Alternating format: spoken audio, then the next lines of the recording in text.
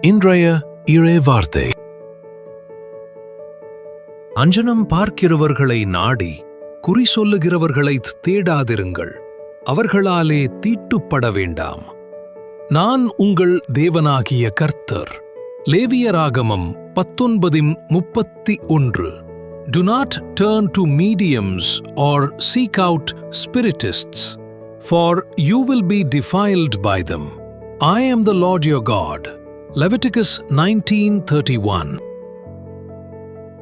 இந்த வசனம் மந்திரவாதிகள் மற்றும் குறி சொல்பவர்களிடம் ஆலோசனை கேட்கக் கூடாது என்றும் அவர்களிடம் செல்வதால் தீட்டுப்படுகிறோம் என்றும் கூறுகிறது. தினம்தோறும் இறைவனிடம் இணைந்திருக்க லைக் அண்ட் சப்ஸ்கிரைப்.